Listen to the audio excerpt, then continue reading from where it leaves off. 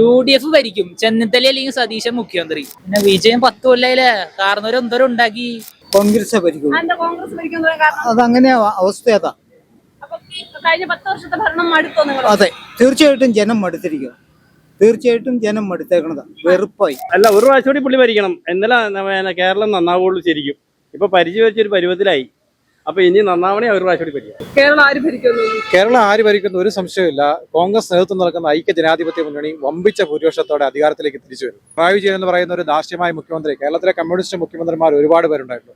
അവർക്ക് ആർക്കും ഇത്ര ധാർഷ്ട്യ അഹങ്കാരം ഉണ്ടായിട്ടില്ല. പക്ഷെ ജനങ്ങൾ അതിനൊരു തിരിച്ചടിയായിരിക്കും ഈ വർഷത്തെ തെരഞ്ഞെടുപ്പ് ഫലം. 100 സീറ്റോടുകൂടി ഐക്യ ജനാധിപത്യ മുന്നണി അധികാരത്തിലേക്ക് തിരിച്ചു വരും. സംശയമൊന്നുമില്ല, LDF തന്നെ. ആര് ഭരിച്ചാലും ജനങ്ങൾക്ക് ഉപകാരമുള്ള പാർട്ടി വരണം, അത്രേ ഉള്ളൂ. LDF ഭരിക്കും. BJP ആയിരിക്കും. UDF ഭരിക്കും. ചെന്നിത്തല അല്ലെങ്കിൽ സതീശൻ മുഖ്യമന്ത്രി. പിന്നെ വിജയം 10 കൊല്ലായില്ലേ, കാരണം എന്തോരം ഉണ്ടാക്കി. ഇനി അടുത്ത മുഖ്യമന്ത്രി സതീശൻ അല്ലെങ്കിൽ ചെന്നിത്തല. UDF ഭരിക്കുമെന്നാണ് തോന്നണത്. LDF ഭരിക്കും. ഇതിക്ക് മുന്നേ എല്ലാം നടപ്പിലായി ഇല്ലല്ലോ. കുറച്ചൊക്കെ നടപ്പിലാവും, കുറച്ച് നടപ്പില്ല. കാരണം ഈ 10 വർഷത്തെ ഭരണത്തിൽ കുറച്ച് ഗ്യാപ്പുണ്ട്. ആ ഗ്യാപ്പ് ഇനി മുന്നോട്ട് നികത്താൻ UDF ശ്രമിക്കും എന്നാണ് നമ്മുടെ ധാരണ. UDF ഭരിക്കും. കേരളം പിണറായി വിജയൻ തന്നെ ഭരിക്കും. ആര് ഭരിക്കും? കോൺഗ്രസ് ഭരിക്കും. കോൺഗ്രസ് ഭരിക്കുന്നത് കാരണം അതങ്ങനെ അവസ്ഥ അതാ.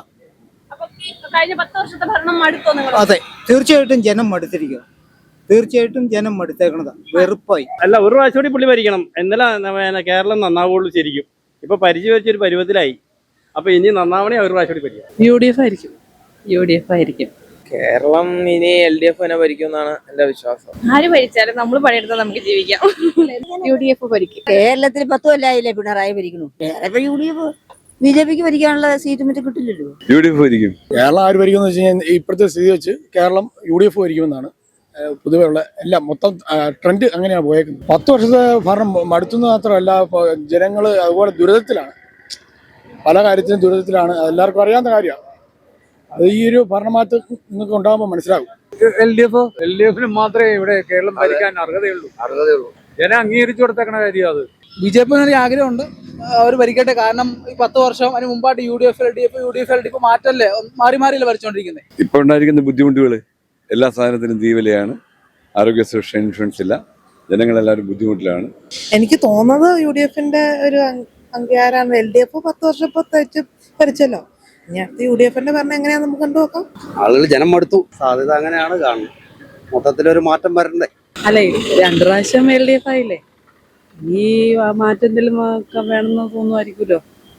UDF ആയിരിക്കും. കേരളം കണ്ട ഏറ്റവും പരാജയപ്പെട്ട ധനകാര്യ വകുപ്പ് മന്ത്രിയായിരുന്നു ഈ കഴിഞ്ഞ മന്ത്രിസഭയിൽ ഇരുന്ന ബാലഗോപാലൻ. അയാൾ കറക്റ്റായിട്ട് നികുതി പിരിവിക്കാൻ, നമ്മുടെ നികുതി ചോർച്ചയായിരുന്നു ഏറ്റവും വലിയ. നമുക്ക് സർക്കാരിന് കിട്ടേണ്ട പൈസകൾ കറക്റ്റായി കൃത്യമായി പിരിച്ചെടുത്താൽ നമ്മൾ കേരളം ദൈവത്തിന്റെ സ്വന്തം നാടാക്കാൻ പറ്റും.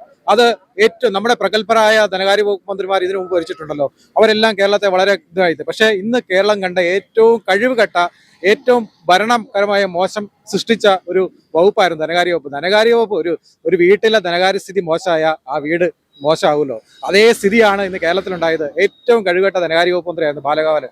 UDF അധികാരത്തിൽ വന്നാൽ കൃത്യമായി നികുതി പിരിച്ച് നികുതി ജനങ്ങൾക്ക് കൊടുക്കേണ്ട ബോധ്യത്തോടു കൂടി ഈ പദ്ധതികളെല്ലാം വമ്പിച്ച വിജയത്തോടുകൂടി നടപ്പാക്കും. KSRTC ലാഭത്തിലാക്കാൻ പറ്റുമല്ലോ. അതിന്റെ യൂണിയന്റെ അതിപ്രസരമൊക്കെ ശരം മാറ്റി നല്ല രീതിയിൽ കൊണ്ടുപോയി KSRTC ഇത്രയും പ്രൈവറ്റ് ബസ്സുകൾ നല്ല രീതിയിൽ ലാഭത്തിൽ പോകുമ്പോൾ എന്തുകൊണ്ട് ഈ KSRTCക്ക് ഇത്രയും പ്രധാനപ്പെട്ട റൂട്ടുകളെല്ലാം ദേശസൽക്കരിച്ച് അവർക്ക് മാത്രം ട്രിപ്പുകളുണ്ടായിട്ട് എന്തുകൊണ്ട് നഷ്ടത്തിൽ പോകുന്നു? ലാഭത്തിൽ കൊണ്ടുപോകാൻ പറ്റും. നല്ല മാനേജ്മെന്റ് വരണം.